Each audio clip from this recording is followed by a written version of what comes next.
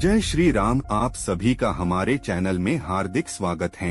हमारे channel @the के माध्यम से मैं हर्ष सोनी आपको श्रीमद्भागवत गीता के 3 अध्याय का अर्थ बता रहा हूँ। चलिए शुरू करते हैं। अर्जुन ने पूछा, हे जनार्दन, यदि आपके तप से कर्म से बुद्धि श्रेष्ठ है तो केशव मुझे इस घोर कर्म में क्यों लगाते हो? मिले हुए वचनों से आप मेरी बुद्धि को भ्रम में डाल रहे हैं। निश्चय करके मुझे बतलाइए जिससे मैं कल्याण को प्राप्त हूँ। श्री कृष्ण जी बोले, हे निष्पाप अर्जुन, मैं पहले समझा चुका हूँ कि इस लोक में 2 प्रकार की निष्ठा कही है। एक तो संख्या वालों का ज्ञान योग और दूसरा योगियों का कर्म योग। कर्मों का प्रारंभ न रहने से ही कोई निष्कर्म नहीं कहलाता और कर्मों का त्याग करके संन्यास करने से ही किसी को सिद्धि नहीं मिल जाती। मनुष्य क्षण भर की कर्म किए बगैर नहीं रह सकता।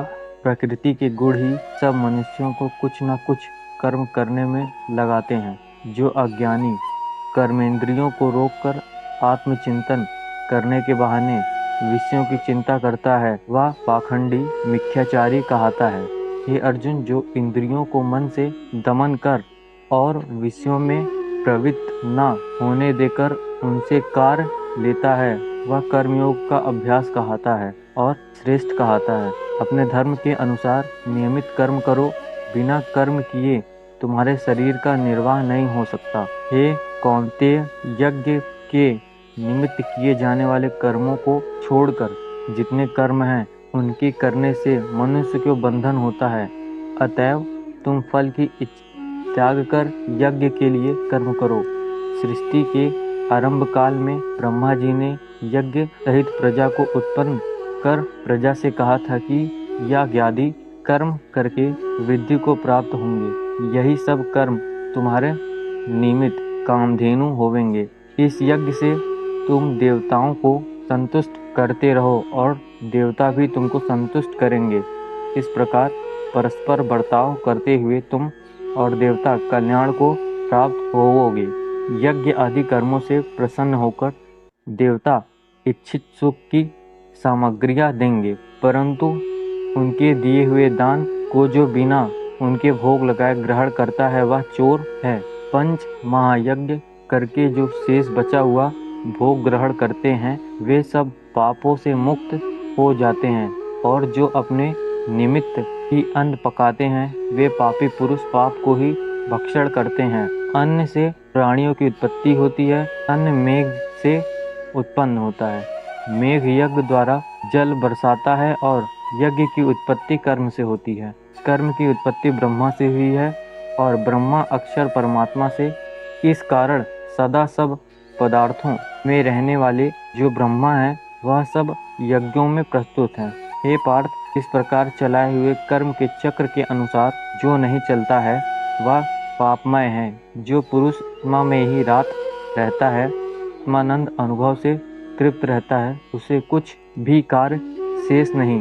वह कोई कर्म करे या ना करे उसको कोई प्रयोजन अथवा लाभ नहीं है और किसी प्राणी से अपना लाभ कर लेने की भी उसे कोई आवश्यकता नहीं। इसलिए तुम भी फल की प्राप्ति की इच्छा त्याग कर कर्तव्य पालन करते रहो। राजा जनक आदि ने भी कर्म सिद्धि पाई। इसी प्रकार तथा लोभ संग्रहण को देखते हुए भी उनको कर्म करना उचित है। श्रेष्ठ पुरुष जिस कर्म का आचरण करता है दूसरे मनुष्य उसी मार्ग पर चलते हैं और वह जिसको प्रमाणित मानता है उसी के अनुसार सब उत्तम मानते हैं। हे पार्थ, मुझको तीनों लोकों में कुछ भी कर्म शेष न रहा और न कोई अप्राप्त वस्तु प्राप्त करनी है, फिर भी मैं कर्म करता हूँ। यदि हम ही आलस्यमय होकर कर्मों को नहीं करेंगे तो मनुष्य हर प्रकार से हमारो ही पथ का अनुकरण करेंगे। जो मैं ही ना करूं तो सब लोग भी ना करेंगे और ना करने से नष्ट हो जाएंगे।